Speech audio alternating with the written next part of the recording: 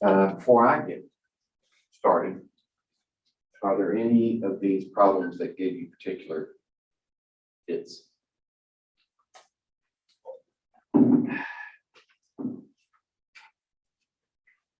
Because I don't want to go through the whole class and not cover something that's important to you. Yeah.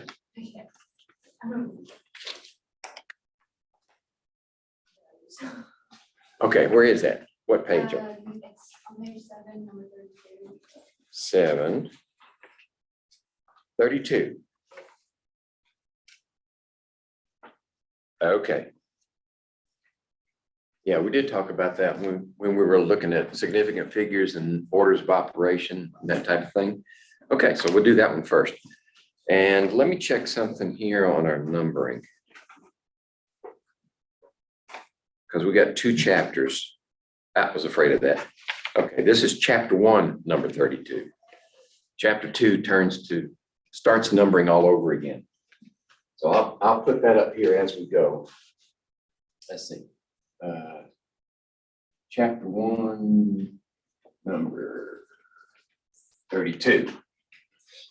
Okay, so question is, what's the best answer for this operation? And I'll just put it up here. 3.478 times 1.164 grams. And that's divided by 2.00 milliliters. See if that picking up. Oh yeah, that's good. And then minus 0.169 grams per milliliter. Okay, so what's the order of operation here? Parentheses first, right? Okay. We've got parentheses here for a multiplication, but we've got a divide here also. And those go by the same rules for significant figures. So we can do all 3 of these together and then do that operation. Okay. So I'll get my calculator out. Does everybody have a calculator now? Okay. This might be a good time to get it out and practice. Just to see if I'm doing it right. Okay. All right, so we're gonna put these 2 in and then that one in also. So 3.478 times 1.164 and then divide by 2.00. All right. So now we have to stop at this point and decide what significant figures we can keep, because we're mixing operations. We're going multiply, divide, and subtract. So we can't cross that line with all of our decimal points. We've got to make a decision right here. So my calculator says 2.024196. And the units of measure are going to be grams per milliliter. Remember, the units of measure enter the operation also. Okay, so how many can I keep for a multiply divide? The least number, right? The least number is significant. So we got 4 there, we got 4 there. We only got 3 there. So I've got to stop right here. And this is less than 5. So I've only got 2.02 to go to the next operation. Okay. Now we can bring this one down and line up our decimal points. 0.169. Same units. Okay. Let's subtract that. So if I say, I'm going to do this one by hand. 9 from 10 is 1, and 6 from 11 is 5, and 1 from 9 is 8. 1 left over. Right? Let's see if I did that right. Oops. What's wrong with that?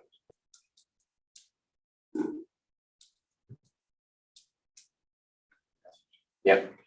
Okay, so now we've got this part done. We've got to decide how many can we keep for an add subtract operation? And we look over here, that's not lined up very well, but this is tenths, hundreds, that's tenths, hundreds, thousands. We have to make we have to draw our line here. So we've got to, that one goes away, right? That whole position goes away. We don't even have to keep a placeholder for this one. That one goes, and now we have 1.85 grams per mil. Is that the answer? Yeah. Okay. All right, any others? Ooh, got a brand new scrubber. Doesn't do very well, doesn't it? These boards are getting old. They need to be reconditioned.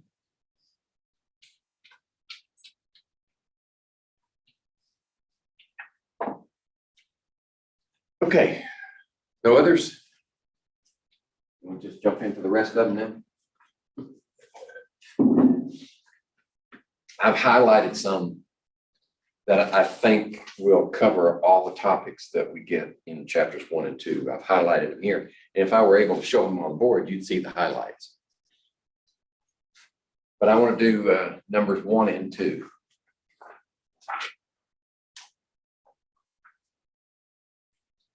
Okay, so 1 says, which of the following is an example of a quantitative observation? Remember what quantitative is? Think numbers. Right? Qualitative is descriptive. Quantitative is numbers. So if we look at each one in turn, the piece of metal is longer than the piece of wood. That's qualitative. It doesn't tell you how long they are. Solution 1 is much darker than solution 2. Same again. Qualitative. The liquid in beaker A is blue. That's the easiest one of the bunch, I think. The temperature of the liquid is 60 degrees Celsius. That's quantitative. And plus they have down here, at least 2 of the above, A through D, are quantitative. When you have something like that, when you have one of those funky ones like none of the above, all the above, 2 of the above, whatever the case may be, that means you've got to look at all the others to be sure. But if you have any with just straight answers all the way down, then you can go in sequence, and when you find your answer, you stop. Unless you're insecure, and then you might want to look at the others too. Okay, so this one is, answer to this one is D. That's 60 degrees. And I wanted to look at number 2. And 2 says generally observed behavior that can be formulated into a statement, sometimes mathematical in nature, is called what? Observed behavior that's formulated into a statement, sometimes with a formula. All right. What we're doing here is differentiating between laws and theories. A law just says what happens. That's what we're talking about here. A theory would interject the idea of why it happens. Right. So this is just D. That's a natural law.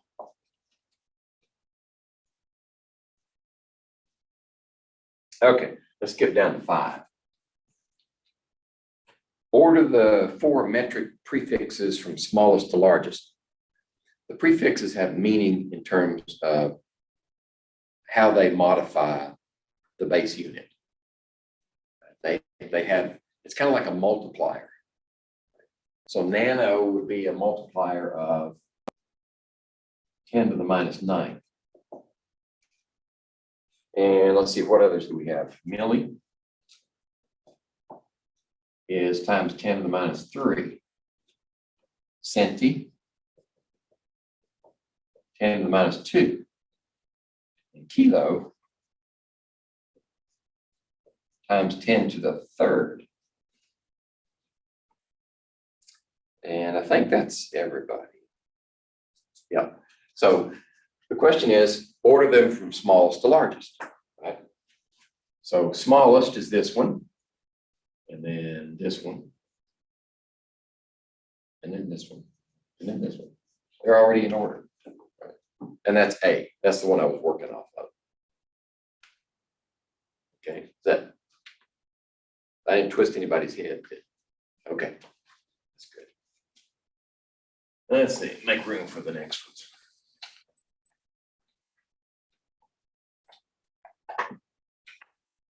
If I keep going at this rate, we're going to run out of time. Number 6, 8.1 kilograms. 8.1 kilograms contains how many grams? So what are we looking at here? Unit conversion. Now, if you can work, a lot of problems in chemistry or in the sciences can be worked more than one way. In the review document, worked problems that I gave you, that's just one way to work those problems. We can do this one 2 different ways. One, you can say, what does this mean? That means times 1,000, right? Okay. So if we pull this out as the multiplier and leave that there, now we've got grams. So that solves the problem. It's B. B is the answer to this one. Or you can use dimensional analysis. You can say, all right, what do we know? We want to get rid of kilograms and leave grams, correct? That's why kilograms is in the denominator. This is always in the numerator. Right? If it's just a number sitting there by itself or the unit sitting there by itself, it's in the numerator.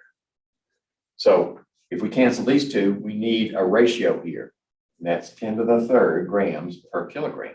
Okay, so that cancels, and leaves us with 8.1 times 10 to the third. So that works too.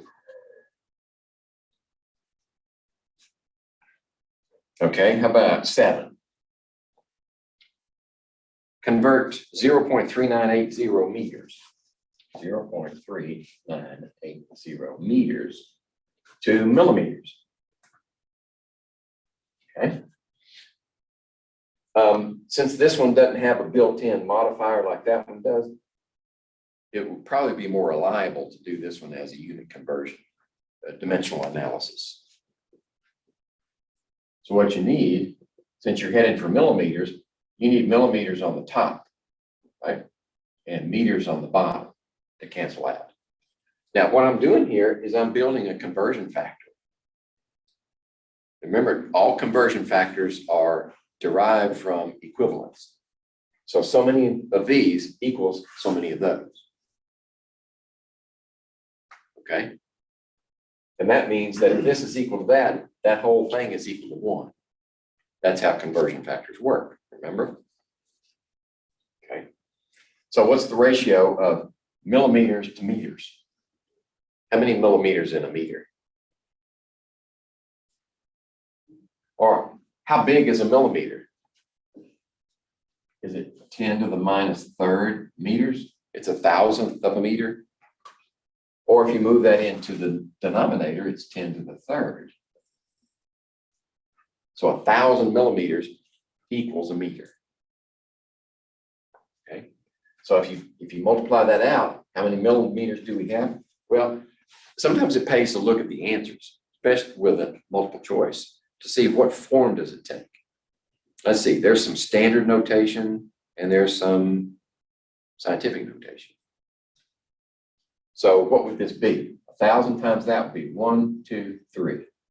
398.0 millimeters.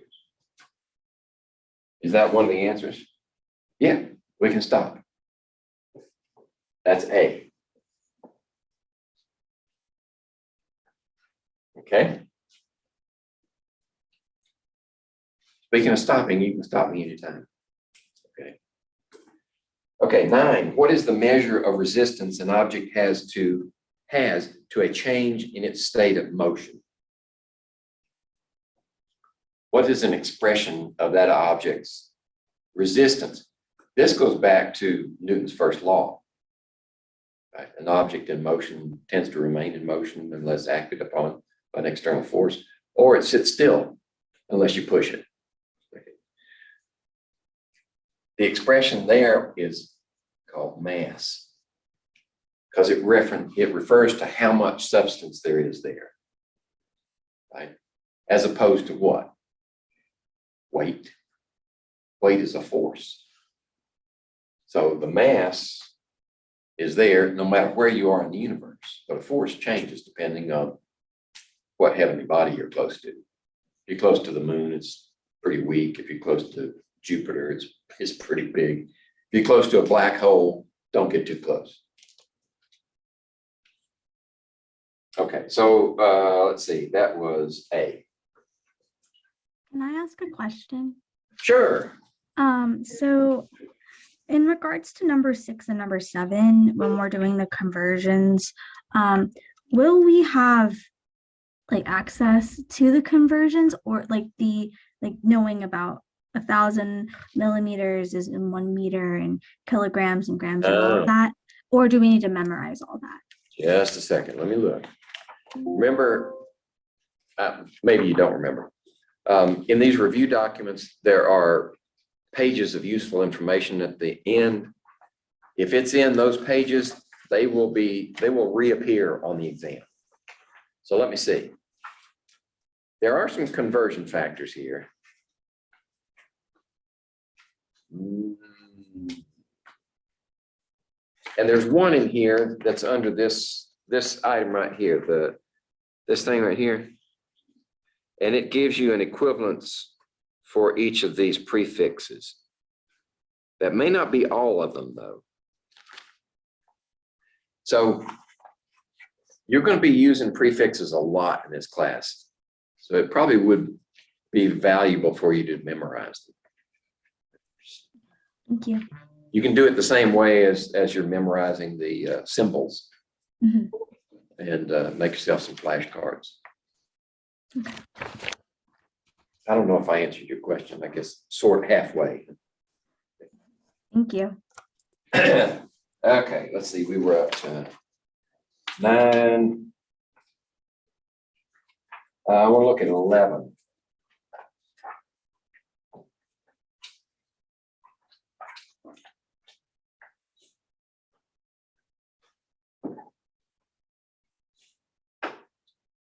Okay.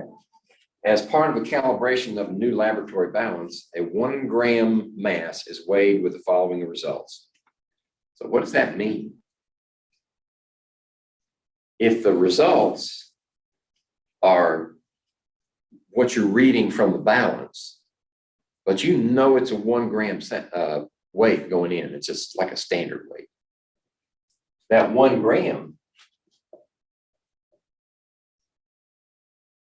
the same weight, let's say mass. I'm trying to be consistent here. That mass is, I guess you could call it an accepted value. Accepted or true. Okay, so that's like the bullseye on your target. You know it's that. Then the balance is going to tell you something else, probably. So there's our list. So trial 1 has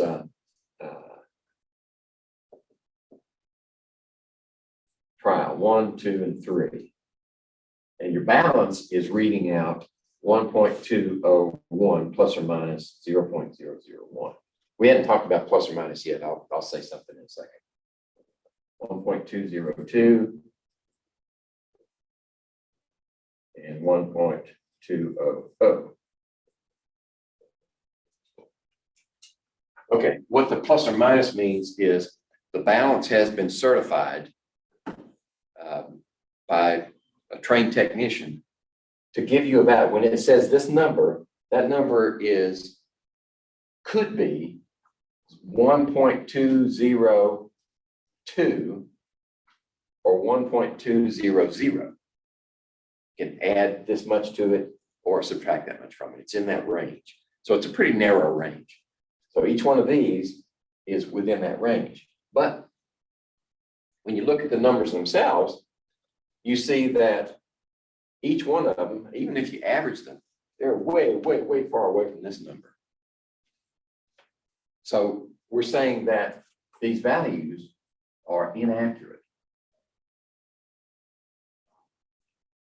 Okay, but they're grouped pretty close together, aren't they? Right, because the average here would be this one. That would be the average of all three. And it's within the range that's specified here. Right? So the precision is good precision. They're grouped together very well. So you can get a reproducible value out of your balance. It's just that it's not accurate. Okay. So let's look at the answers. The balance is what? It's not accurate and precise. Accurate but imprecise. It's the other way around. It's inaccurate and precise. So C is the answer to this one. Okay.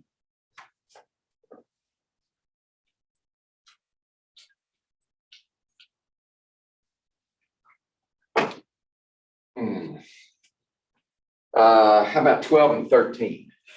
12 and 13 are based upon those bullseyes. So 12 says, which of the following figures represents results having high precision? So we're talking about grouping, tight grouping. Well, it looks like the last one, Roman numeral 3, is pretty good. How about Roman numeral 2? That's a reasonably good grouping. But 1 is lousy. So 2 and 3, which would be E, would have good precision, high precision. 13 asks, which of the following statements concerning these figures is correct? Okay, so we got to read through all of them. Figure 1 represents a systematic error. Okay. We're getting stuff that I didn't present in class. Systematic versus random. Okay. Systematic error means predictable.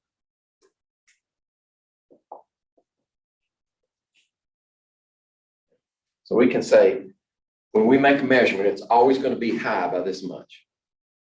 It could be absolute amounts, could be percentage amounts. It's always going to be a predictable error. Okay.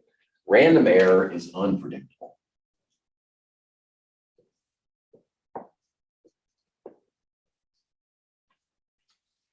Okay. The key to this one is that predictable error implies good precision. Because it may be an error, but it's an error that's close to the same amount every time. And if it's an error the same amount every time, that means the error is going to be over here for every one of them. Right? It's grouping. So the good precision says you have a systematic error. It's predictable. The unpredictable one is poor precision.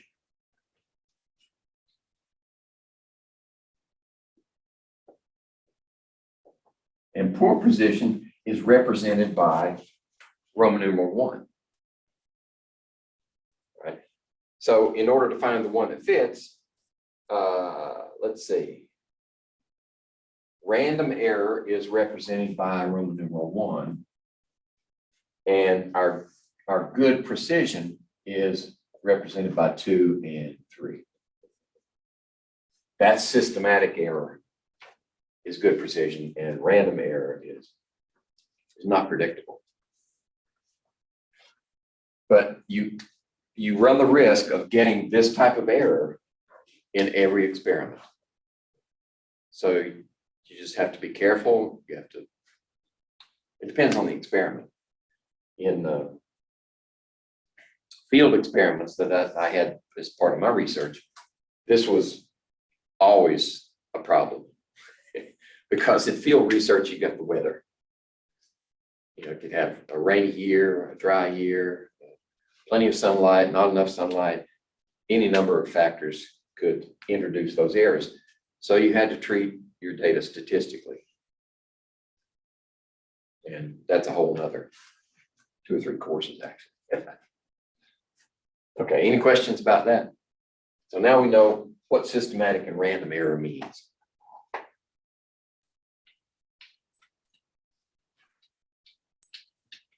Okay, we were up to 13.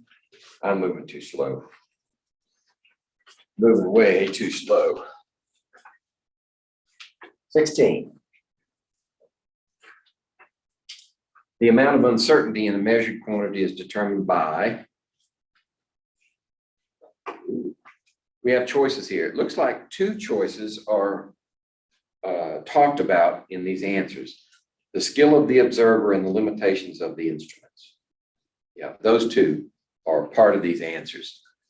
So the amount of uncertainty in a measured quantity is determined by what? Yeah, it's safe to say both, right? Your instrument could be off or the operator could be off. And you usually have a little bit of both. The skill of the observer or the operator is very often more important than the instrument. But that means the answer is A. Both of them determine the amount of uncertainty in your measurement.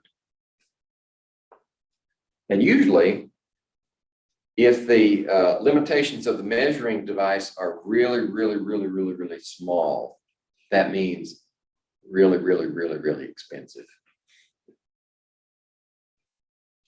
17. I had one instrument I used in research. It was like $250,000. Very expensive, but it served like 15 research scientists. I got samples from all of them. So we spread the cost out over lots of budgets. 17, a scientist obtains the number 0.045006700 on a calculator. If this number actually has 4 significant figures, how should it be written? Okay, you've got all 3 types of zeros in this number.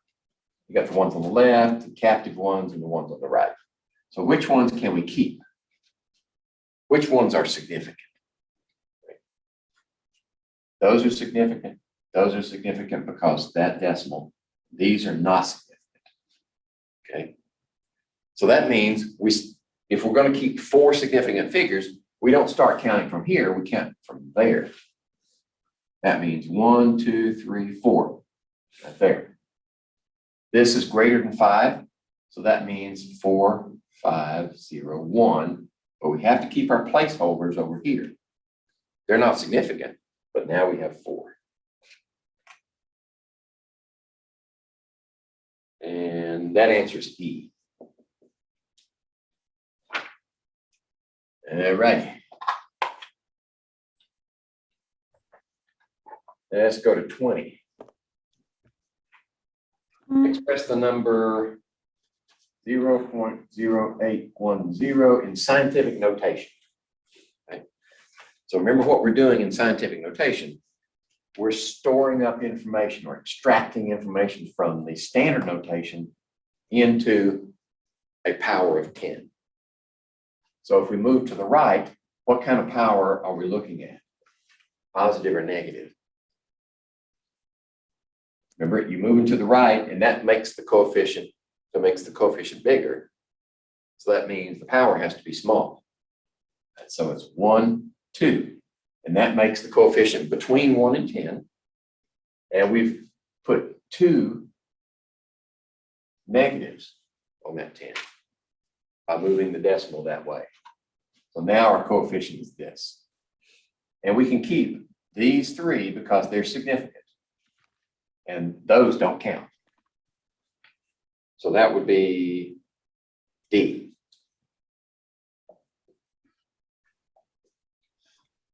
'21, express the number We're going backwards now. 6.49 times 10 to the minus 3 in standard notation.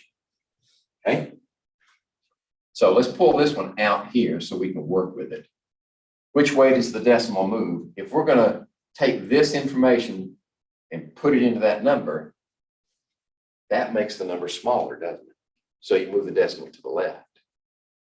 So let's see, 3 places. Gives us enough zeros. 1, 2, 3. Right there. So it's 0.00649. And we still have 3 significant figures, just like we did with the original. That's a good check also. Make sure you have the same number of significant figures. And that's A. Dr. Bly, Yeah, question. number 17, when you said it was 0.4501. 0.04501. Is that what you said it was? I don't know. I've erased it already. Okay. Hey, anybody confirm? Did I put both zeros in front? Okay. Yeah. 0.0501. Okay. So the 0 in front of the 4 is not significant? Or why is it that there's a 1? Now, the leading zeros are never significant. Okay. They're just placeholders. Even after the decimal point? Yep. Yep. The 0 has to be either captive, surrounded by non-zeros, or to the right with an explicit decimal point.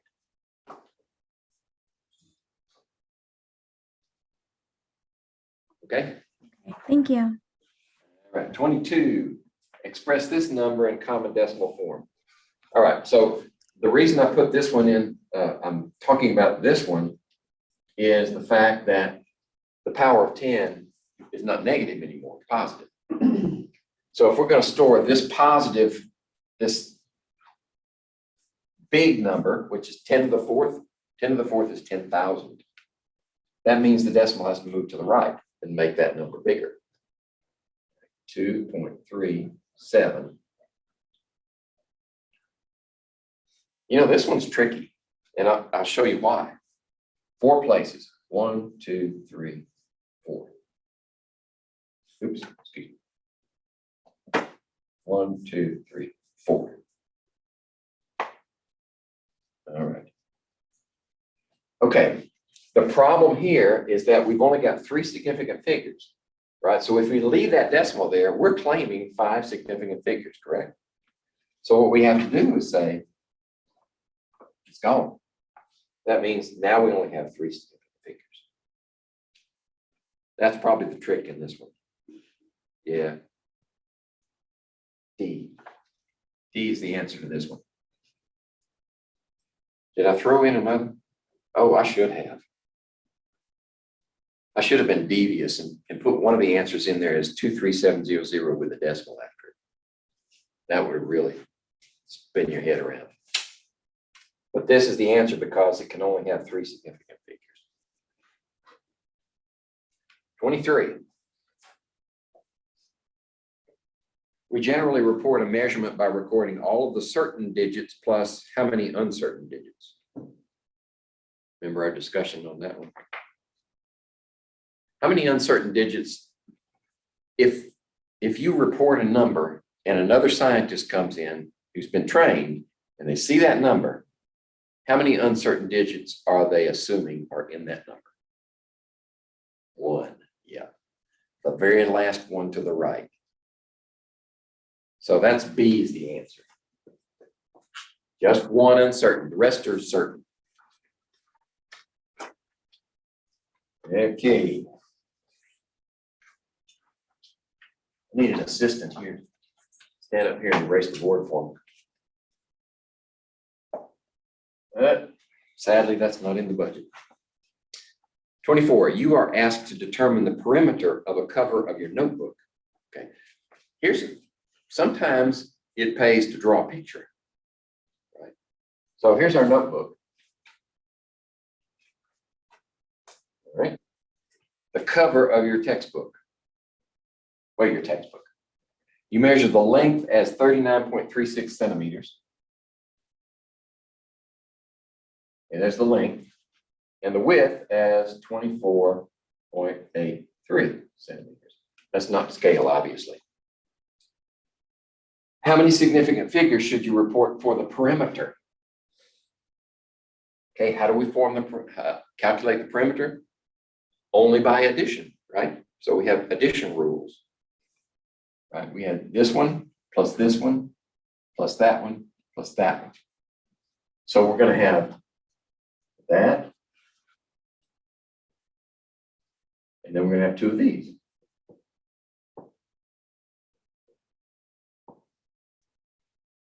Okay. So we can say it's 12 and, well, let's see, 3 times 6 is 18. And then let's see, 6, 7, 15, 23. And then 2, 11, 28. And then 2. So it's 3, 6, 8, and 12. Go. And we've lined up the decimal points, and we only have 2 positions here, here, and here. So that means out of 4 significant figures in this calculation, each one, we get 5 significant in our answer. That's the trick in this one, right? A lot of them do have devious intent. So the answer here is E, 5 significant figures in your answer. The temptation, and I've seen it over and over and over again, students will use the multiply divide rule for an add subtract, in which case you would say 4, but that would be wrong. All right, 25.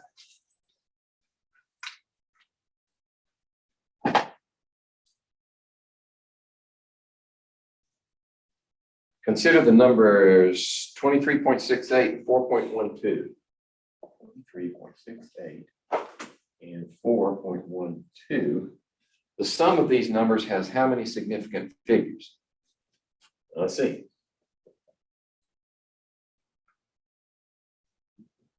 8, 2, right? So the sum has 4. All right. And the product has how many? Product has 3. So 4 and 3. D. Okay.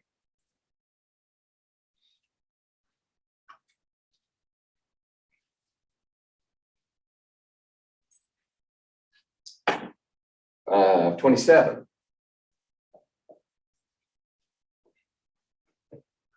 I'm definitely going to run out of time. I'm going to skip 27. There's more significant figures. It's the add subtract rule. We did 32 already, but it's good because I'm already running out of time. Let's see. This will be a good one, 35. Express the volume 781.2 cubic centimeters in terms of liters. Okay, remember what I said about cubic centimeters. What are they also equal to? Milliliters. So we can immediately substitute milliliters. And the reason I'm doing that is because it gets us closer to this one. Okay. So now we just need to convert this to liters. How many milliliters in a liter? Well, a milliliter is 1,000th of a liter, so it takes 1,000 of it, right?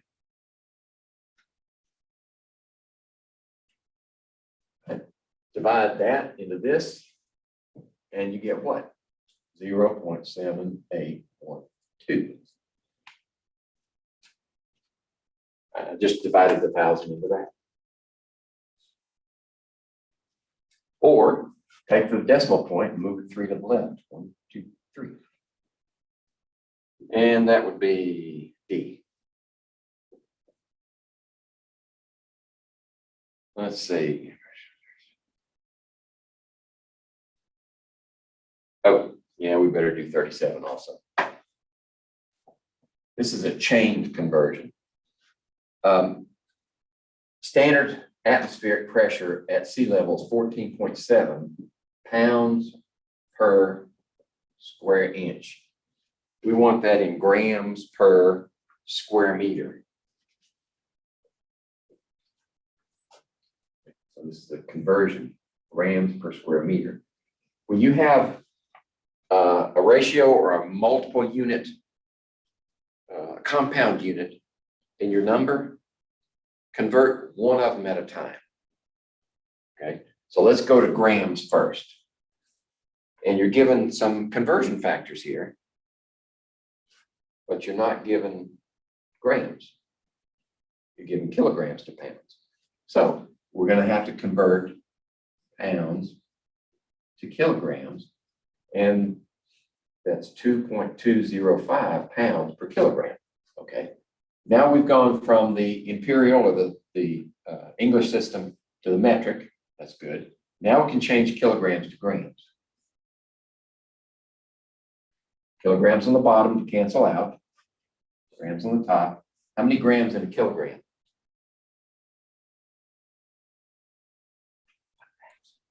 Thousand.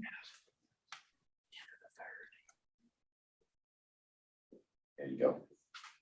Now we got grams. Okay. Now that we got grams, we can work on inches. Okay. I'm going to have to move down here. So what do we know about inches and the metric system? Well, the units that are given here is 2.54 centimeters per.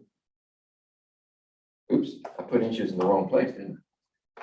It's in the denominator. If we're going to cancel inches, it has to be in the numerator. And then centimeters, we know this ratio is 2.54 centimeters per inch. What's the problem there?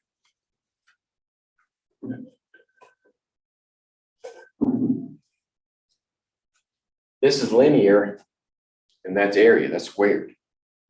So here's a simple trick. You square the whole thing. Remember, squaring the numbers, if there's units, you square the units too. So this squares that, that's 1 inch squared equals 2.54 squared centimeters squared. Okay, so that gets rid of the inches once we square it. And we want to go to meters next. Square meters. So we've got centimeters here in the denominator, numerator, meters in the bottom. What's the relationship of centimeters to meters? How many centimeters in a meter? Well, a centimeter is 100th of a meter, so it takes 100 of them to make a meter. But same problem. So we just square the whole thing. Okay? Did I lose anybody? Blank stares. So this is the thinking part of the problem. We know now that we've canceled all these. We're left with meters squared on the bottom and grams on the top. That's the dimensional analysis part. The rest is just number crunching, which can produce errors. So you got to be careful, right? We've got this in the numerator, 14.7. And then we've got 10 to the third here, times that. Let's stay in the numerator for a while. 1 squared, no big deal. 10 squared is what? 10 squared squared is 10 to the 4th, right? You multiply this times that.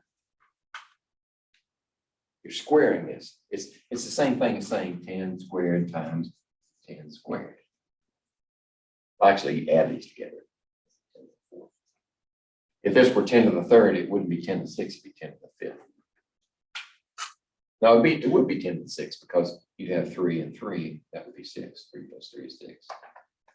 That's how you do exponents. Everybody had exponents in Man, okay. So now we want 10 to the 4th times that. Okay, that's all the numerators. Now we're going to divide. And you can do this all in your calculator. Once you get that answer for the numerator, go to the denominator, 2.205, divide it into that, and then 2.54 squared divided into that.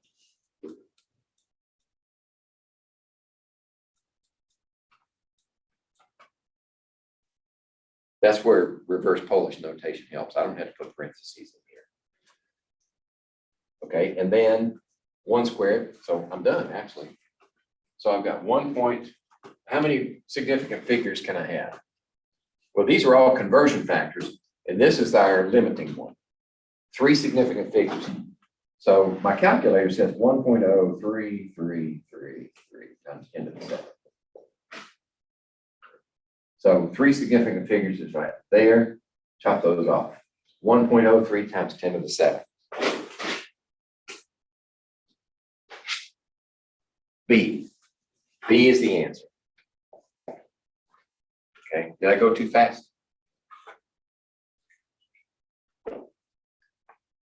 I feel rushed because we're running out of time.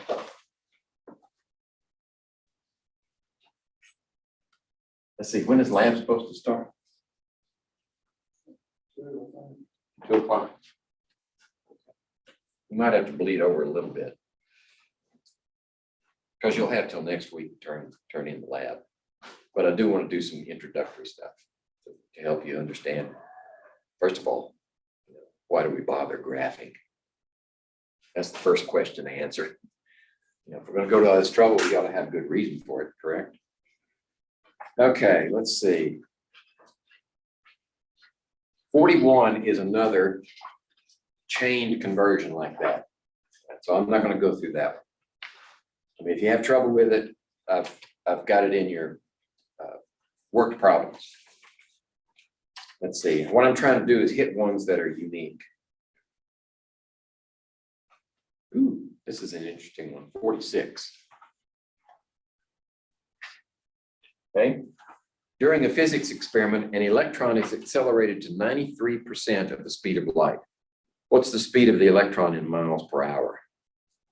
All right. I'll set this one up. So 93% of the speed of light, and the values here are given. 3 times 10 to the 8th meters per second is the speed of light.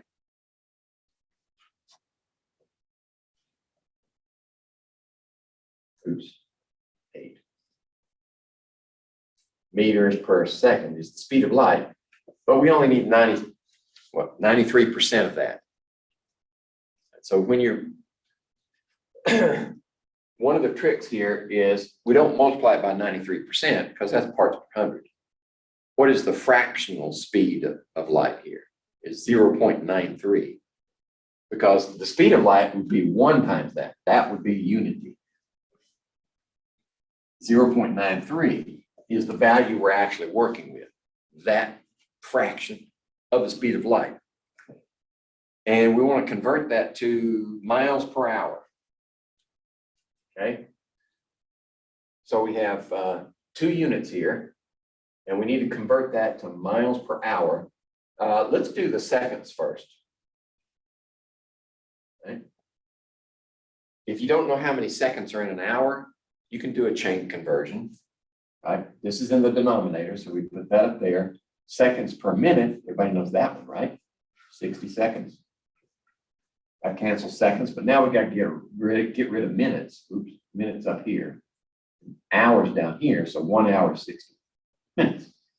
So if you ever try to do one of these again, you know that there are 3,600 seconds in an hour. Right? 60 times 60.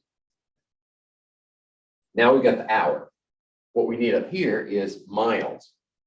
And we're given a conversion factor of 1 kilometer equals 0.6214 miles. Well, this is in meters. We need it in kilometers to use that factor. So meters has to go on the bottom to cancel that one. And then kilometers on the top. So we know that there are 1,000 meters in a kilometer. Right? Now we can use conversion factor that gets rid of kilometers and leaves us with miles. So miles per hour. And the factor is 0.6214. 0.6214 per kilometer. Okay. So that gets rid of kilometers.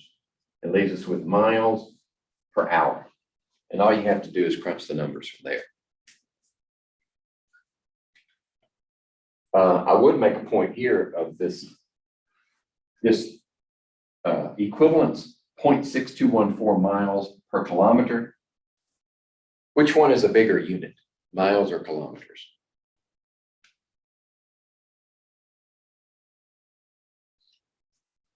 Think of it this way. It takes fewer miles to make a kilometer, right? So the miles must be bigger. Or look at it this way.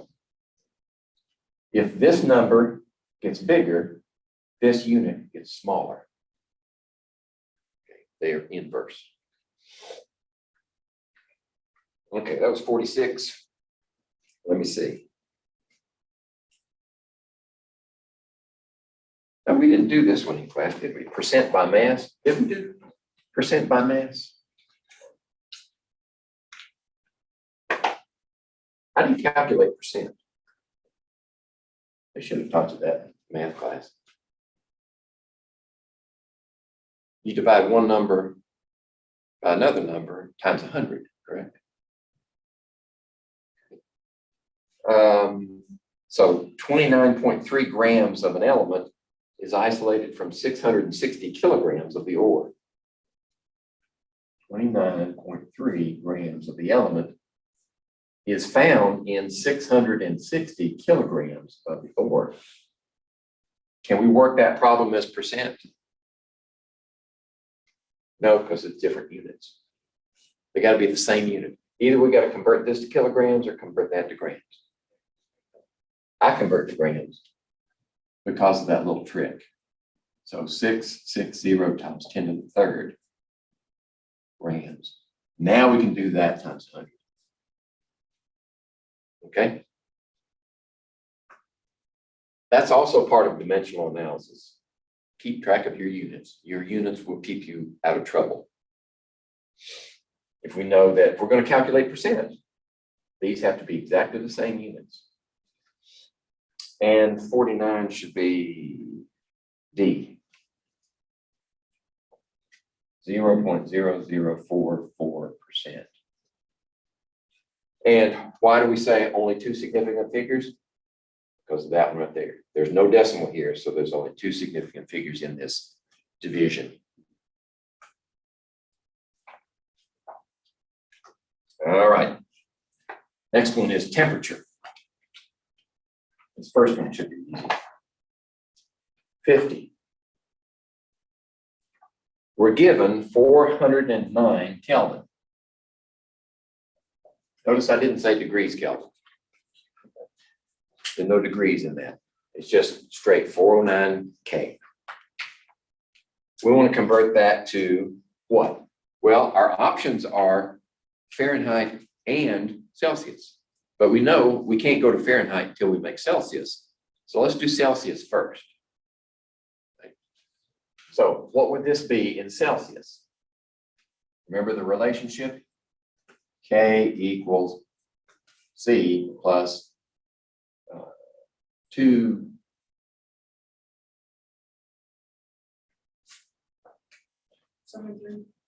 73. Thank you. Brain farts. So that means to get this one, we have to subtract that from K.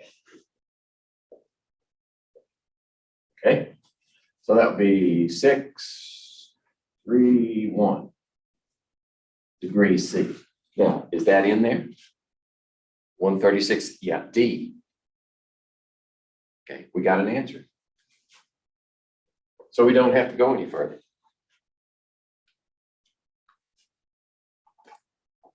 Let's see, 51.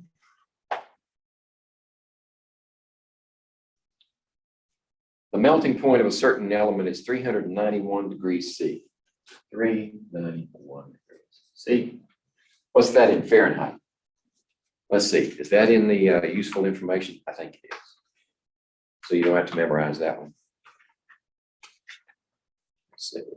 There it is. Formulas on the far right of that chart. So the one I remember is F equals 9/5 C plus 32. This is the same thing as 1.8. So you see it that way also.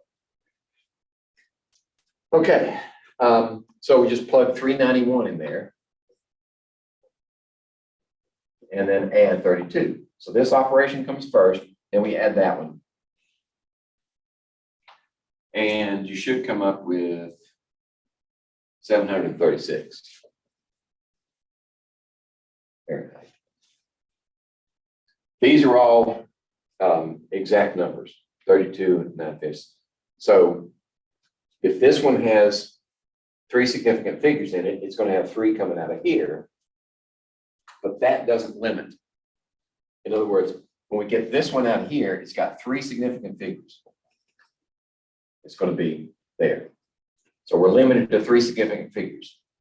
Then when we add 32, it still gives us that number. All right. Let's see, does 54 need, we can stop at 54.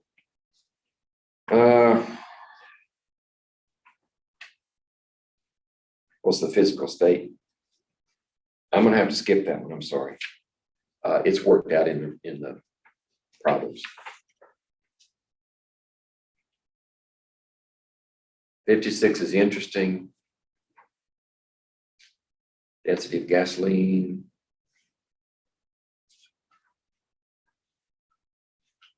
All right, I will say something about 57. We're not going to work it all out because there's not enough time. But what's the question? When gasoline is added to water, will it float or sink? Or will it mix? Well, that's kind of unfair because we haven't talked about like dissolves like. Organics generally, non-polars do not dissolve in polars. And gasoline is non-polar, water is polar, so they won't mix.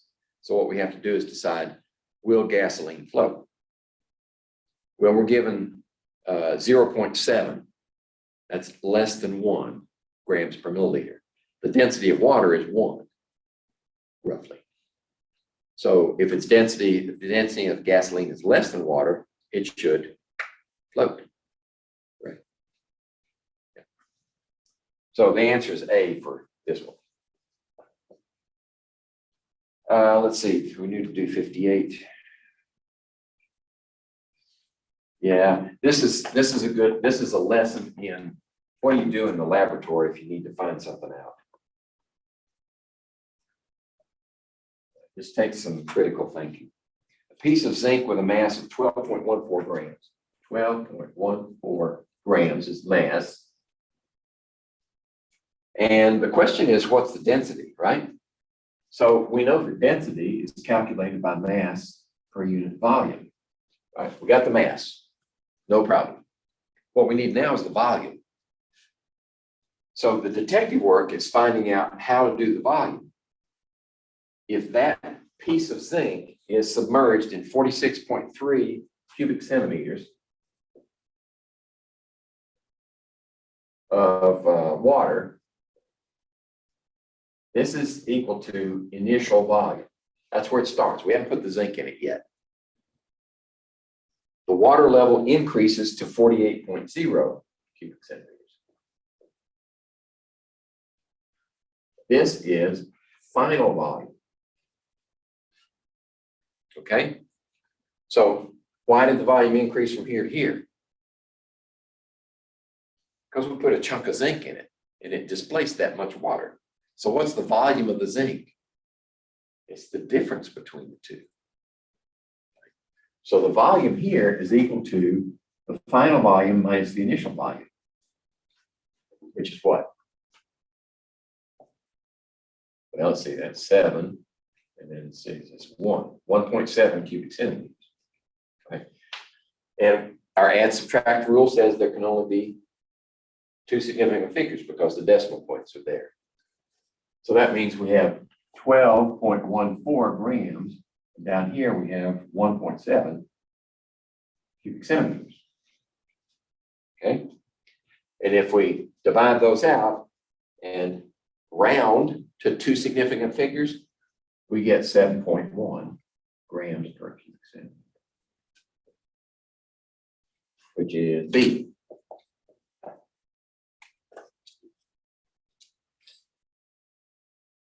We good? All right.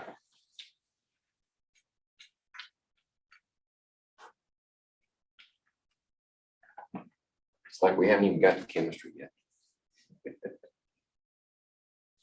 The boiling of water is what? A physical or a chemical change? Well, it's a physical change. But your selections, your options here say physical change Y. Physical change A is because the water merely disappears.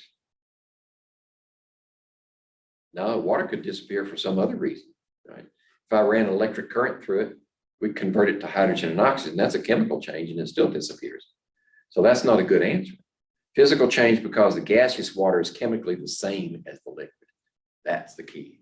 We did not change the identity of the water. So that's 62 is B.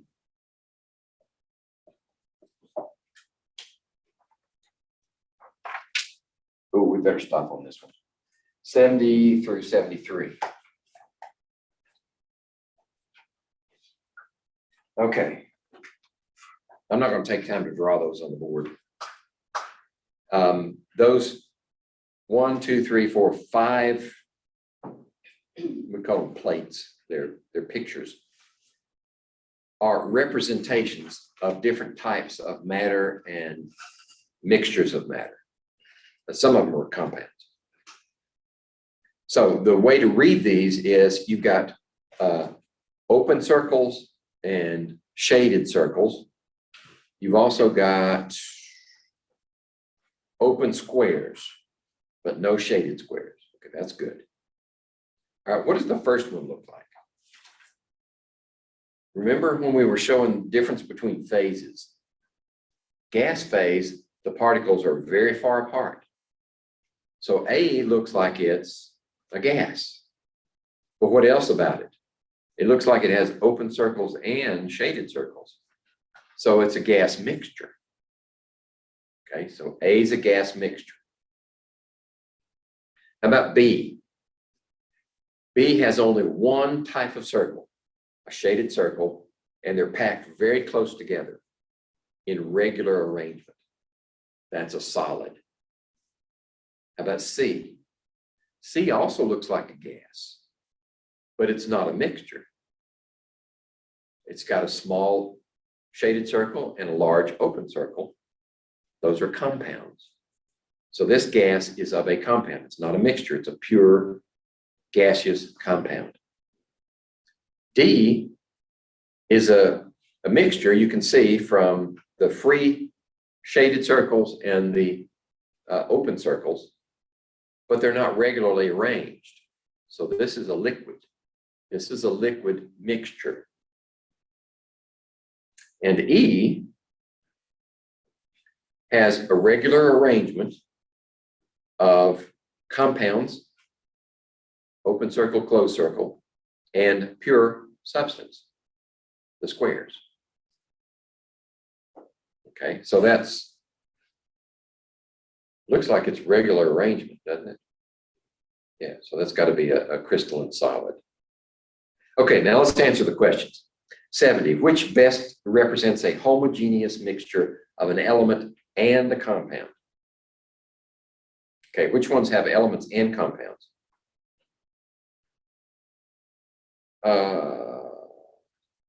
E. E's the only one that's got element and compound, right? The square is an element.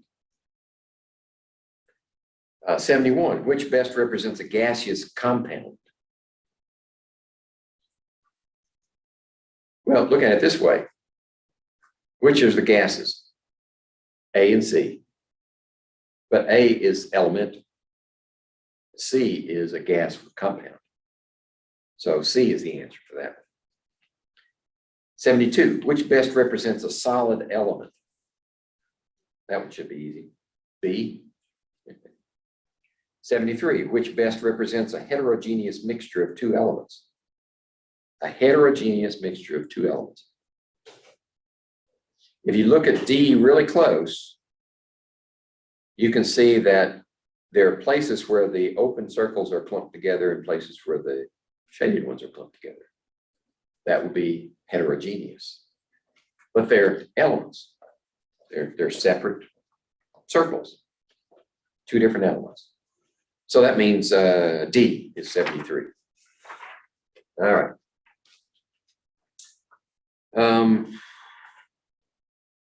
We covered 75 already. All right, this one might cause you trouble. Which separation technique is based on the difference in the volatility of the substances to be separated? What do we mean by volatility? If something is more volatile, it evaporates at a lower temperature, correct? If it's less volatile, it tends to stay liquid or solid when the temperature is increased. Okay, so we can use that physical difference, which could either be melting point or boiling point, to separate those components of a mixture. So which one is based upon the difference in volatility? Volatility usually means something going to a gas, which more often than not is a liquid. So could we filter them? That's not based upon volatility, that's particle size. How about distillation? Yeah, every moonshiner knows that one. You can remove ethanol from your mash, which is dissolved in water, simply by heating it. And water boils at a much higher temperature than ethanol, so the ethanol boils off first, and it's distilled. Right? That's why they call it a still. So that answers the question. Volatility is the characteristic, the physical characteristic that is used in the process of distillation. Solvent extraction is something different. We haven't gotten into that enough. Paper chromatography is something else. So we're not going to spend time on those because we haven't covered the topics. Chapter 2, finally. Okay. We're getting into chapter 2. There. Number 1, the first people to attempt to explain why chemical changes occur were, how far back do we have to go? Way back. There used to be a cartoon that came on Saturdays called, let's see, I painted myself into a corner.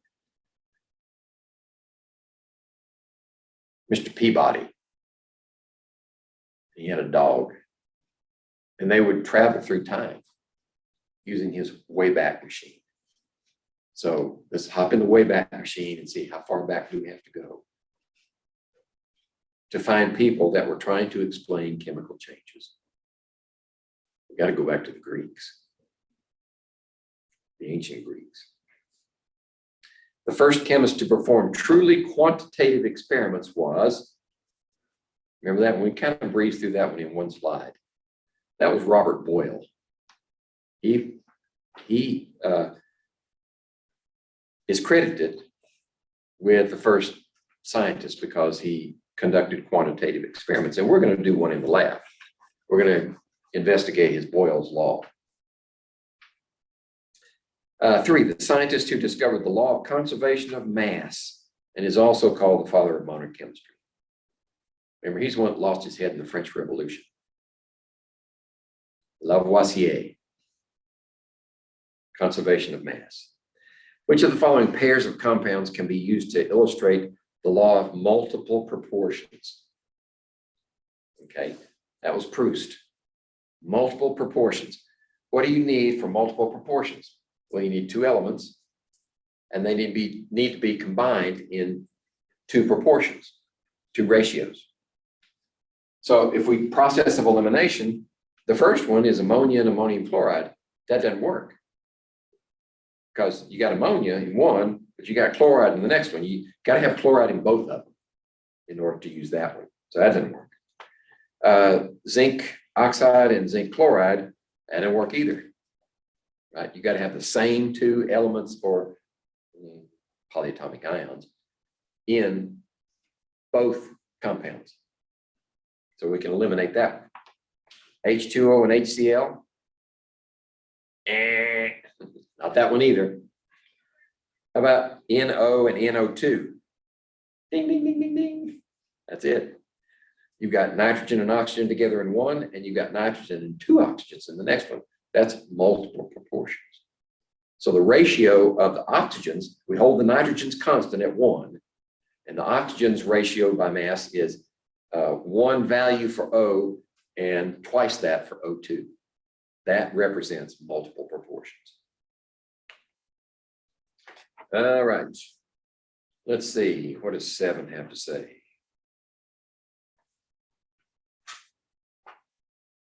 Ooh, that's a good one. Okay, so we got a word problem here that's trying to confuse us. What we have to do is extract information from it so we can actually see what the problem is on the board. A sample of chemical X. So there's our chemical, and it could be a compound. In fact, it probably is. X is a compound. Contains 5 grams of oxygen, and 10 grams of carbon and 20 grams of nitrogen. Okay. The law of definite proportions would predict that a 70-gram sample of chemical X should contain how many grams of carbon? Okay. The law of definite proportions. That means if we have, well, it doesn't say how much of that sample we're talking about, does it? But we can find out, right? 20, 30, 35. 35 grams of X. Okay. So what if we have 70 grams of X? And the question is, how much carbon should we have in this one? Well, the total amount is doubled, so each individual should also be doubled. So we should have 20 grams of carbon. And that would be E. Right? We should double this one and double this one. And 40 plus 20 plus 10 is 70. Okay, we're good.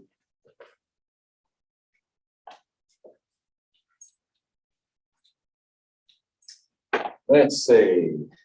Do I want to stop at 9? Which of the following statements from Dalton's atomic theory is no longer true according to the modern atomic theory?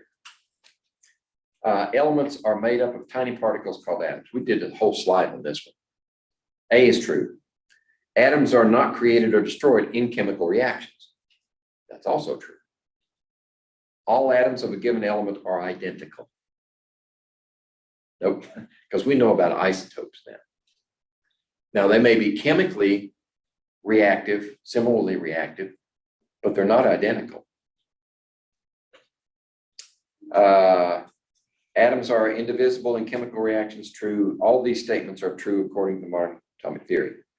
So we found one that was false. That means that E has to be, it can't be right either. And, you know, that's, all these statements are true. Well, E is false also, right? So you would be within your rights to say E, because all these statements are true is false. And the question is, which of the following is no longer true? Well, E is not true either. The best answer is C. But you would be within your rights, if you saw this type of question on a test, to argue for your answer of E. Okay. And I would be obligated to give you credit for it. Let's see, 11. The chemist credited for inventing a set of symbols for writing elements and a system for writing the formulas of compounds is, this probably came out of your textbook, right, when you read the chapter, because I think I said something about it, but it was just here and gone. The chemist's name is Berzelius. He was from Sweden. He proposed our present form of writing chemical symbols, elemental symbols. And they say he also discovered selenium, silicon, and thorium. Okay, 12. Avogadro's hypothesis states that what? What does Avogadro's hypothesis actually say? It says that if you have two gases, the volumes are equal, the temperatures are equal, the pressures are equal, it must follow that the number of particles in each of the containers is equal. Let's see, which one of those matches that? D, at the same temperature or pressure, equal volumes, different gases contain an equal number of particles. At the same temperature and pressure, equal volumes. Okay, temperature, pressure, volumes, same number of particles. It's all the factors are there. We'll cover this again when we get to gases, but to describe a gas completely, pressure, volume, temperature, and number of moles. And I've only described moles in passing, so we'll have to get more details out of that. Probably in chapter 3. The scientist whose alpha particle scattering experiment led to conclude that the nucleus of an atom contains dense center of positive charge is, remember him? Rutherford. Rutherford, gold foil experiment. 16. Alpha particles beam at a thin metal foil may what? They could pass straight through it. They could bounce straight back, or they could be deflected. So all are true. A, B, and C are all three true. And that's exactly what Rutherford observed. 17, which of the following statements about atomic structure is false? Okay, we got to look at all of them, I guess. A, an atom is mostly empty space. Nope, that's true. Rutherford also proved that one. Almost all of the mass of the atom is concentrated in the nucleus. That's true. The protons and neutrons in the nucleus are very tightly packed. Yeah, by comparison to the rest of the atom, yeah, they're tightly packed. D, the number of protons and neutrons is always the same in the neutral atom. Number of protons and neutrons is always the same in the neutral atom. No, that's false. And that's what we were looking for, right? The false statement. You can have different numbers of neutrons than you do protons. 20. Okay. Which of the following atomic symbols is incorrect? All right, so we got to write all of these out. Right, see, I'm already over. So we've got this one. We got this one. This one. Can y'all name these elements for me already?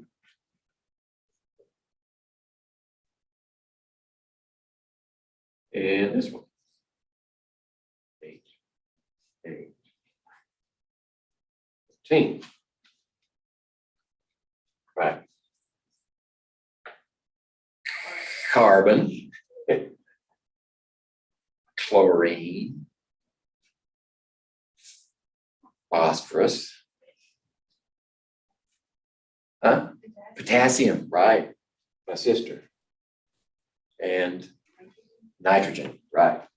Okay. Now, what are we representing here? Here we've got the Z number, or the atomic number, and here we have the mass number, or the number of protons plus neutrons. So if we're going to match them with symbols, I'd go for this one first. So I'd say, does carbon have 6 protons? You look over here. Yep, it's got 6. Okay, how about chlorine? Does it have 17 protons? Yep. Phosphorus, does it have 15 protons? Yep, sure does. Potassium, does it have 19? Yeah, way over here. There it is, 19. Well, nitrogen's probably wrong. So we look at nitrogen. Oh, it's got 7 protons. Right. We should have put oxygen here if we wanted that one to be correct. But then that's possible. I think there are isotopes of oxygen that have 14 mass number. Okay, so that's where we got our answer.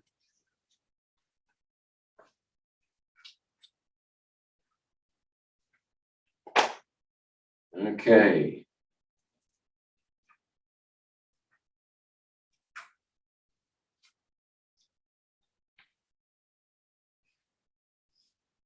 Um, 21 illustrates one of the tactics of word problem writers. Put useless information in there to try to confuse the reader. The element rhenium, Re, and we put the symbol in there because that's not one that I had you memorize. I don't think that was it. But that's rhenium. Exists as 2 stable isotopes and 18 unstable isotopes. So who cares, right? The question is, rhenium-185 has in its nucleus so many protons, so many neutrons. So rhenium 185. So how do we know the number of protons and the number of neutrons?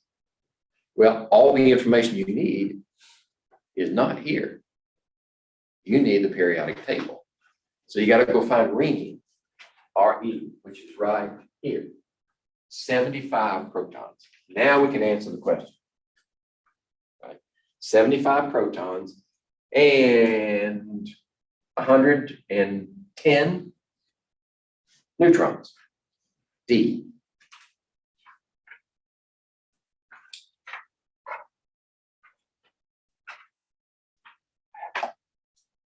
All right.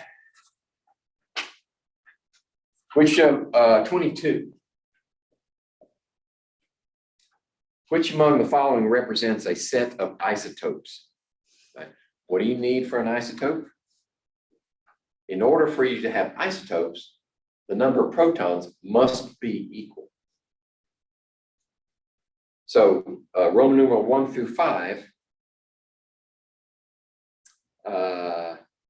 has a list of protons and neutrons for a particular isotope. So we say, how many of those match up as isotopes? All right, so let's see. Which one? Let's start with Roman numeral 1. 20 protons. Who else has 20? 4. So 1 and 4 are isotopes. 21 protons and 19 neutrons. Or for 2, and 5 has 21 and 20. So 2 and 5 are isotopes. And 22, oh, look at that, it was flipped. Protons second and neutrons first. But none of the others have 18 protons. So it doesn't have any possible isotopes in that list. So these are the only 2, 1 and 4 and 2 and 5.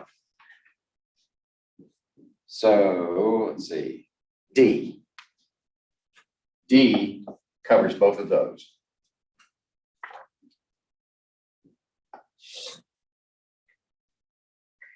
Okay, look at 28. A species with 12 protons and 10 electrons is what? Let's pull this information, put it on the board. 12 protons and 10 electrons. Okay, so our answers have symbols. Right, so let's find out what element it is to start with. 12 protons. Let's look over here.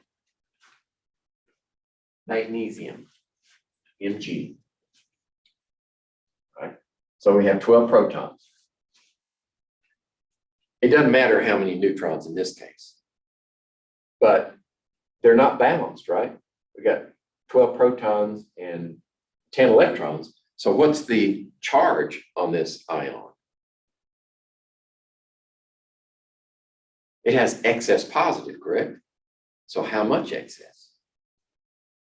It's excess by 2 positives. So Mg2 plus is C. Okay, that's our detective work.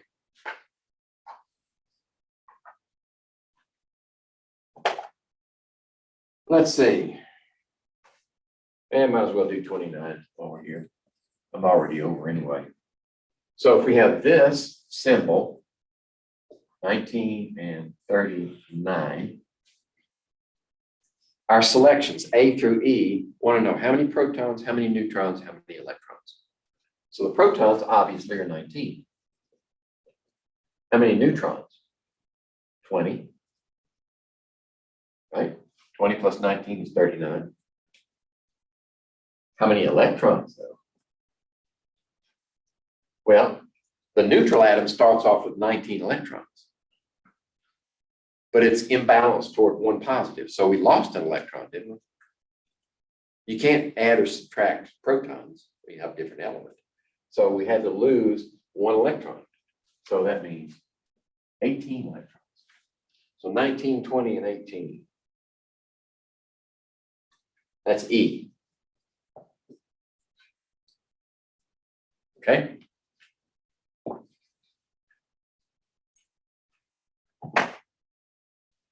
Anybody's brain fried yet? It happens. Okay, I've got a list 33 through 37. 33 through 36 are, you're looking for those that are incorrectly paired. Okay, 33, which of the following incorrectly paired?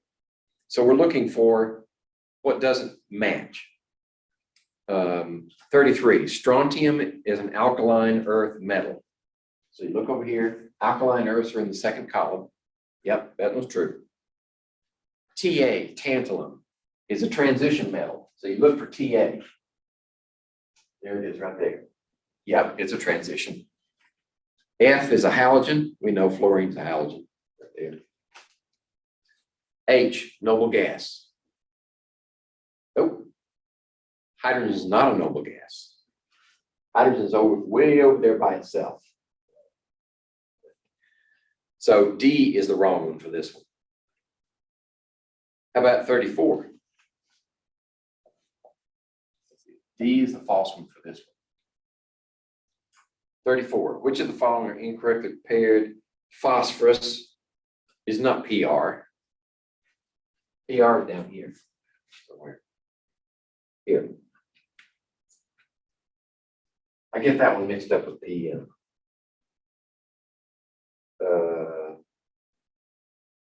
Promethium, protactinium, I think that is. But A is the wrong one for this one.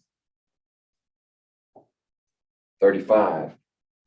Copper, is that Cu? Cuprum. Carbon is C. Yep. Cobalt. Is that CO? By nod in agreement. Calcium. Ca. Yeah. Cesium is not Ce. Cesium is Cs. Ce is cerium. So E is the wrong one for that one. 36. Antimony. Sb is Latin stilbium. That one's true. Silicon. Si. Yep. Silver. Argentum. Ag. Argon. Ar. Yep. Astatine. As is not astatine. Astatine. As is arsenic. Astatine is At. And it's right here. It's second to the heaviest of the halogens. Okay, so that one's E. Okay, 37, we're looking at a different type of problem here. All the following are characteristics of metals except. So are metals good conductors of heat? Oh yeah. Are they malleable? Oh yeah, some more than others. Ductile, what does ductile mean? Stretchable. You can stretch them out into thin wires. Yeah, that's characteristic of metal. Often lustrous.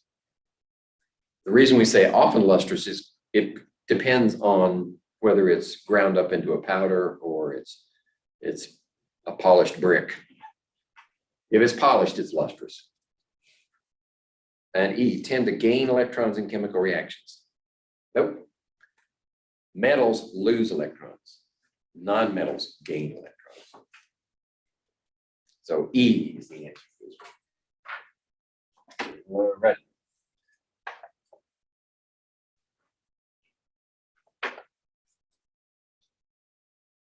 Let's see, was I supposed to give you a break? There's a break between the lecture and the lab, isn't there? Do you need a break? I don't, I mean, I can keep talking. We'll finish this, then take a break, come back, do the lab. That sounds like the plan. 41. You're given a compound with a formula MCl2. Notice there's no element on the periodic table that is an M. M stands for metal, right? This is a binary compound, metal, non-metal. So, well, it tells you M is the metal. I have to read my own problems. You are told that the metal ion has 26 electrons. So here we have 26 electrons, all right? What's the identity of the metal? Okay, here's where you need to know how to balance your ionic compounds. What is the charge on the chlorine in an ionic compound? It's a halogen, means it's always -1. Right. So that means you have 2 minuses here, 1 for each one. 2 minuses. Okay, that means this one metal atom has to have a charge of 2+ to balance it, correct? Did I lose anybody yet? Okay. So if we've got 26 electrons, but there's a charge of 2+ on there, how many electrons would be in the neutral atom? 28 electrons, right? Because we went positive, that means we had to lose 2 electrons to go from here to here. This is the neutral, which means there are 28 protons. And we just look at 28 protons over there. Nickel. So nickel is the symbol, and that's E. Okay? Do a little detective work.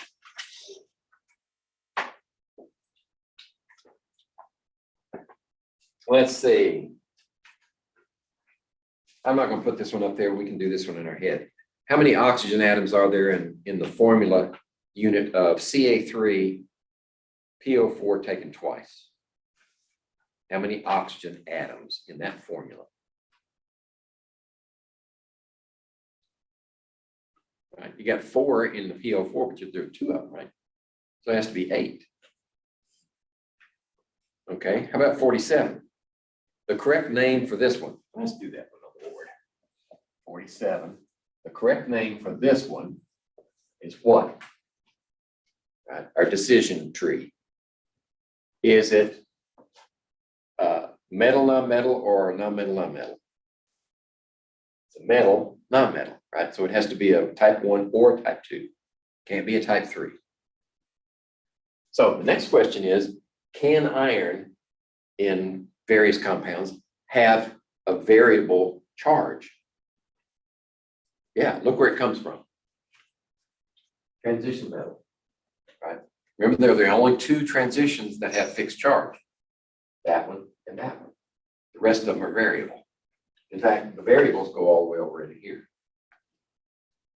Right? So this is variable, which means it's type 2 compound. Type 2 means you got to determine what the charge is. So oxygen is here, and in ionic compounds, it always has a charge of -2. So that means this one has to be that. Now we can name it. Type 2 convention, iron, charge, oxide. Yep. And that's B. What's the correct name for Ca2+?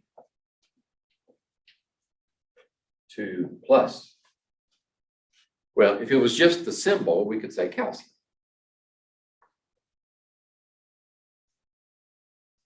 But we can't say that because it's an ion. So what type of ion is it? Does it come from the type 1 type or the type 2? Calcium is an alkaline earth. It's in the second column. All of those are 2+. So think of this. When we name something in chemistry, we want unambiguous and non-redundant. So unambiguous would be to say calcium ion. But do we have to say charge? That would be redundant because calcium ions are always 2+. They come from that second column. So calcium ion is the correct answer, the best answer, which is C.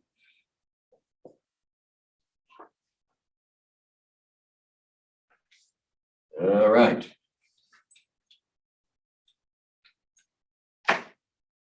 '51. What is the subscript of barium in the formula for barium sulfate?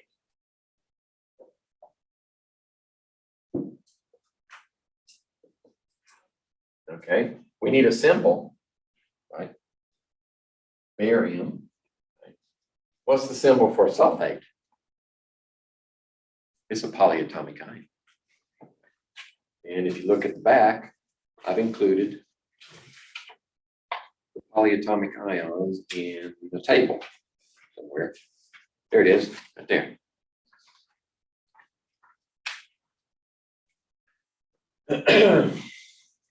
So what's sulfate? You look it up, right? SO4 with a charge of that. Okay. Where does barium come from? You look on your periodic table, barium is in the second column, right? So it always has a 2+ charge, right? That's it. One barium, one sulfate, you're balanced. So the subscript here is 1. Right? We don't write 1, but the subscript is 1, which is A. Let's see, 53. What's the formula for sodium dihydrogen phosphate?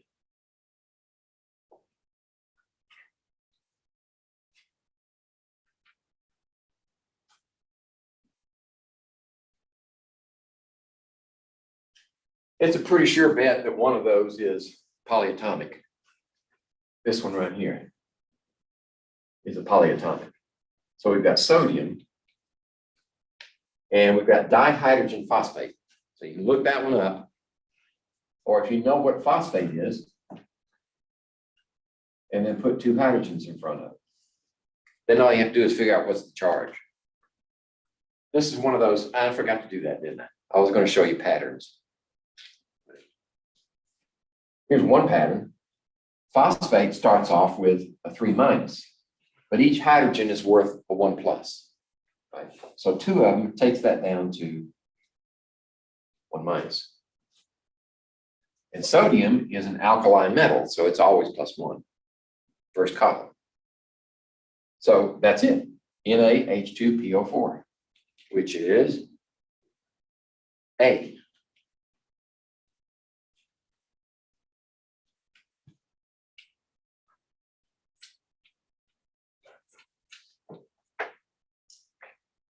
right.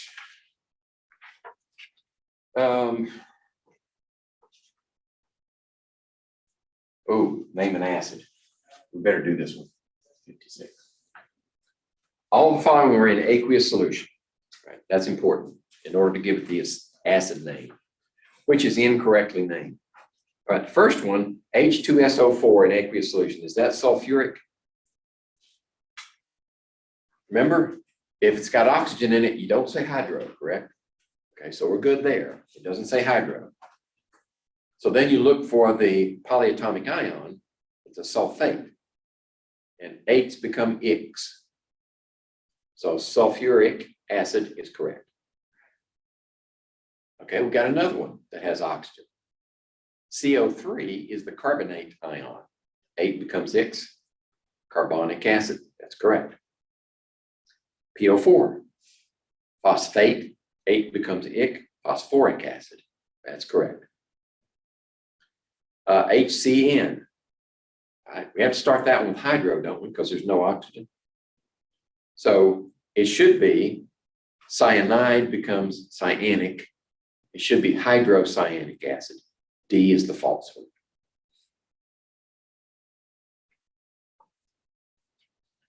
Let's see.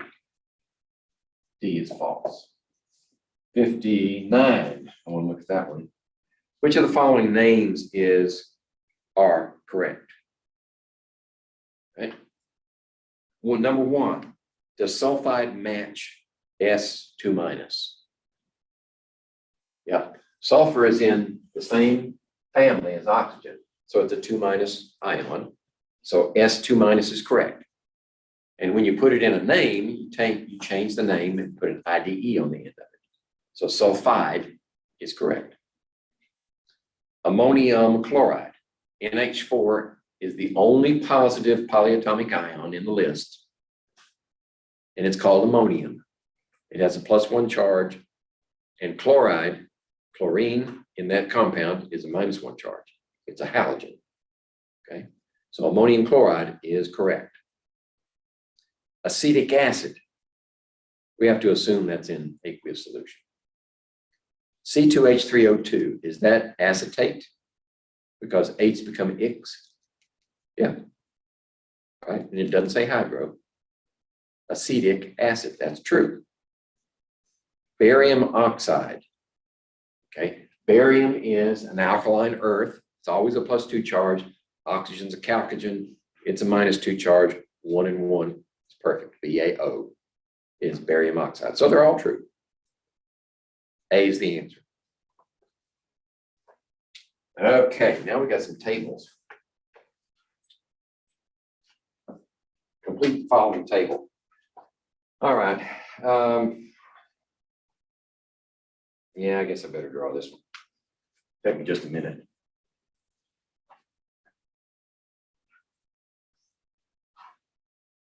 Okay, we need 1, 2, 3, 4, 5. I need another one on the bottom. This one in the middle. That. And I need 1, 2, 3, 4, 5 across. Like this. Go. This is going to be the symbol. Yeah, symbol. This is going to be the number of protons, number of neutrons, number of electrons, and charge. Okay, what are we given? Let's see. Use this purple.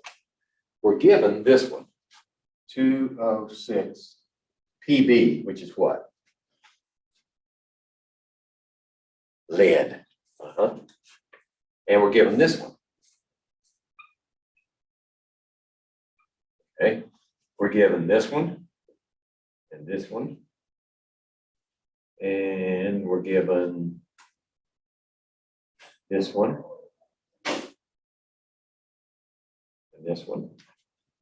We're given this one and we're given this one and this one. Okay, so we have to fill in the others. All right. Give this one a rest. This one works better.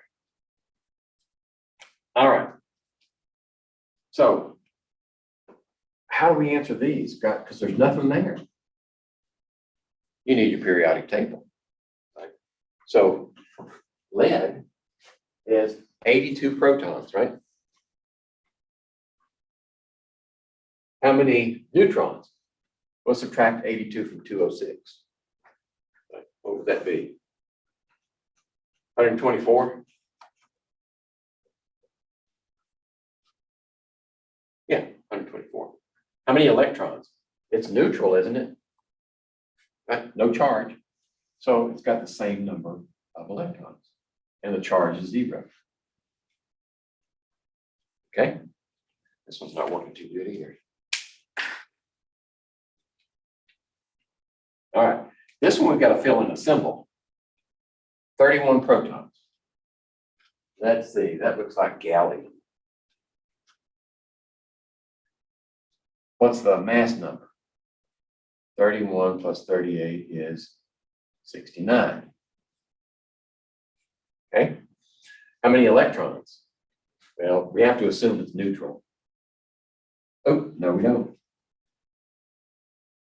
Because we're given a charge, aren't we?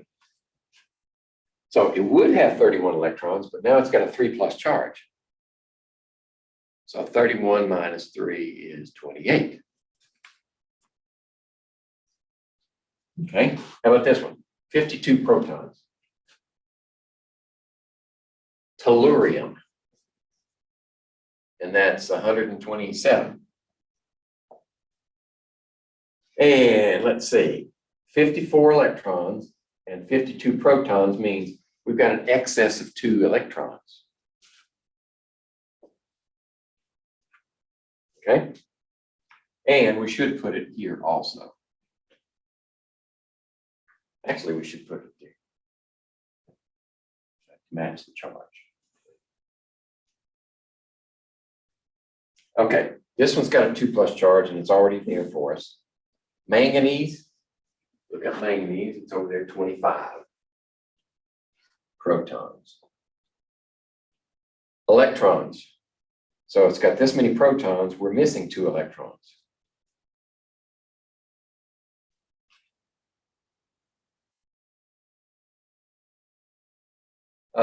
And since this is given to us and it doesn't have a number, you just leave it like it is. We don't have to add the mass number. Are we good? I think I got them all right. That was 61. I should put that up here. 61. All right.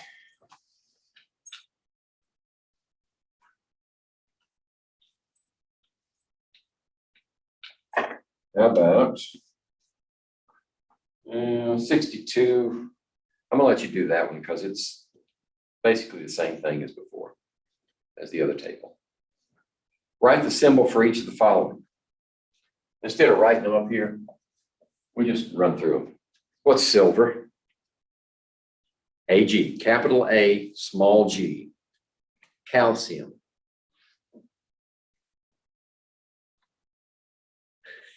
Capital C, little a. Iodine. Capital I. Copper. Capital C, little u.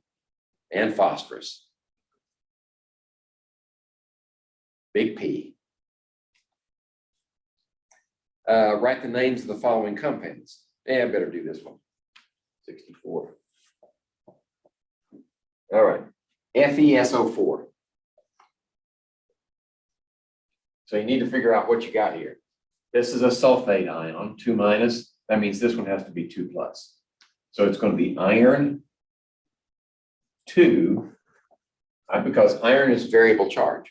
It's a type 2 compound, sulfate. How about this one? NaC2H3O2. This was a polyatomic ion, acetate.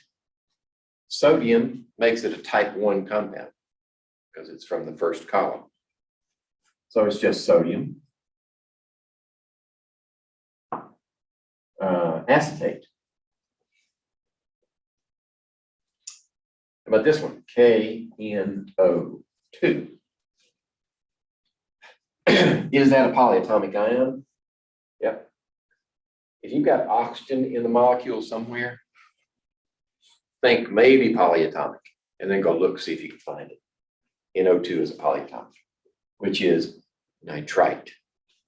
Potassium makes it a type 1 compound. Potassium nitrite. Okay. And CaOH taken twice. Okay, this is a dead giveaway. That has to be polyatomic to be inside of parentheses. But what's the name of it? OH is hydroxide. And this is calcium.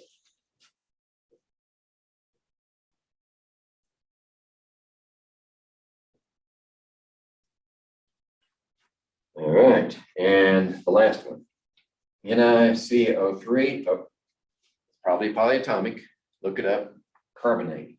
It has a -2 charge, that means this one has to be +2, and look where nickel comes from. It's a transition metal, and it's not one of those two fixed. So this one is variable charge, so we say nickel 2 carbonate. Okay. Let's see. I hope we're getting close to the end.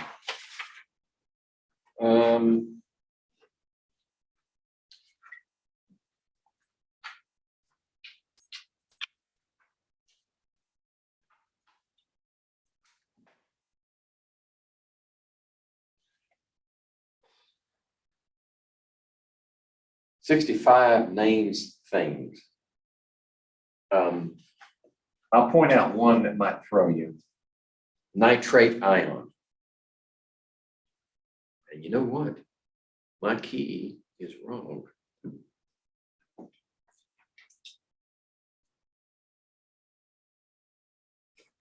Nitrate is NO3 with a 1-. Aluminum oxide. Aluminum is over here, and it's always a +3 charge. Right. +1, +2, +3.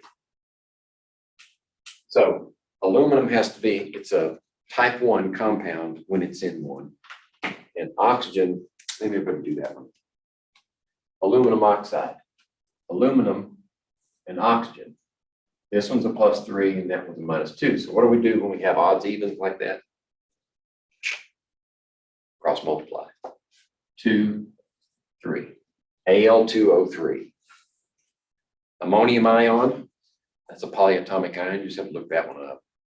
It's in that list. Perchloric acid. Okay, this one might give you some trouble. Perchloric. So if you look in the list of polyatomics, you'll find that chlorine combines with oxygen in 4 different ways. I start with this one, 1- charge. This is chlorate. If you add an oxygen, now let's go down. If you take away an oxygen, it's chlorite. Right? Still got 1- charge. And then if you go further, it's hypochlorite. ClO-. If you combine that with sodium hypochlorite, and you make a 5 or 6.5% solution, you have bleach, sodium hypochlorite. But this is the hypochlorite ion. Now, if we go the other direction, we got to use another prefix. This is perchlorate. ClO4-. Okay. So that's one of those tricks. You can do this with any of the halogens except for fluorine. Chlorine, bromine, iodine, you can say iodate iodite, hypoiodite, periodate. So if you learn just one procedure for this halogen, then you got two other halogens just like that. But now we're going to make an acid out of it. So how do you make an acid out of that anion? You add a hydrogen to it, don't you? Perchlorate. So if we're going to make an acid out of it, it's perchloric acid. Perchloric acid would have one hydrogen to balance that minus and the rest of it. So that's aqueous, of course. That's perchloric acid. It's a very, very strong oxidizing agent. We used to use it to rip plant material apart and leave the ash behind. But it was dangerous. If you put perchloric acid in a beaker and then throw in a big chunk of butter, put it on your hot plate, turn the hot plate on high, pull the sash down and evacuate the building because it will blow. So what we would do is we would put nitric acid on our plant samples, under the hood, and just leave them sit cold overnight. It was a pre-digestion. Then we could add perchloric afterwards and heat them up, perfectly safe. But that's perchloric acid. Copper 2 bromide. So in order to do copper 2 bromide, you got copper and you got bromide. But copper 2 means it's a 2+, and bromine as an ion, bromide is -1, so you need two of them. So CuBr2.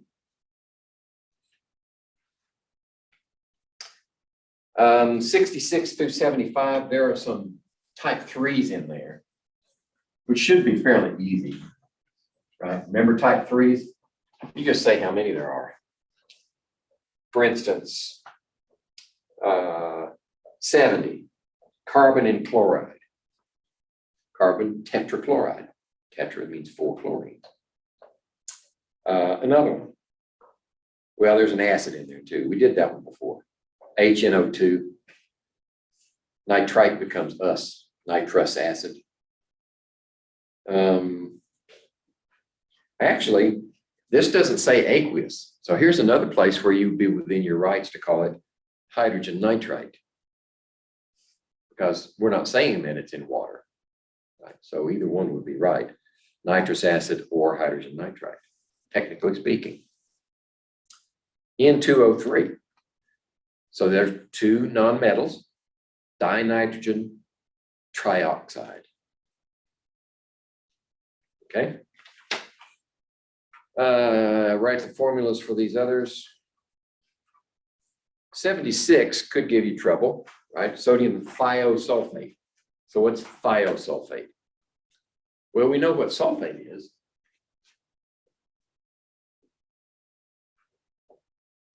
Thiosulfite takes one of those oxygens and substitutes a sulfur for it.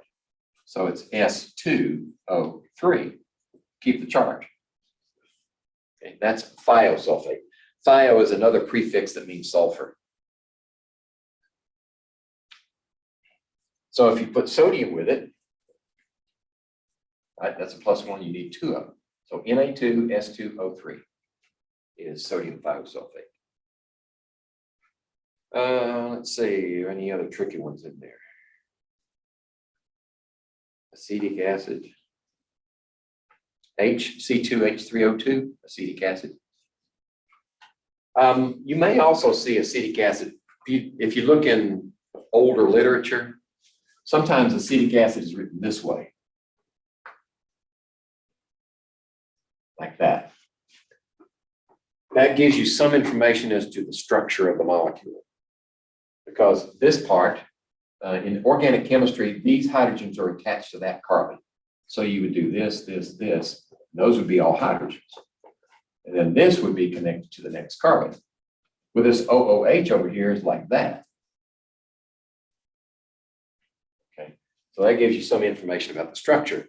What this also tells you is that this is the acidic hydrogen. But you don't have to write it that way. You can do it the HC2H3O2 is perfectly all right. And that that also conforms with the standard that acids start with a hydrogen. But this is the way I learned it, so I thought I'd show you anyway. In case you ever see it, you won't be flipped. Let's see. Got a bunch of other ones in here. I want to give us at least an hour.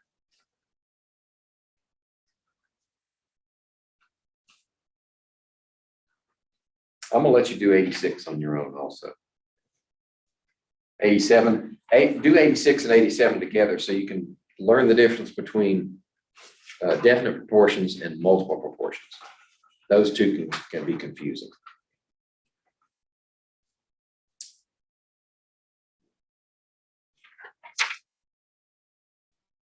See, we've already done things like that. That's no surprises. Okay, so I think we've done enough.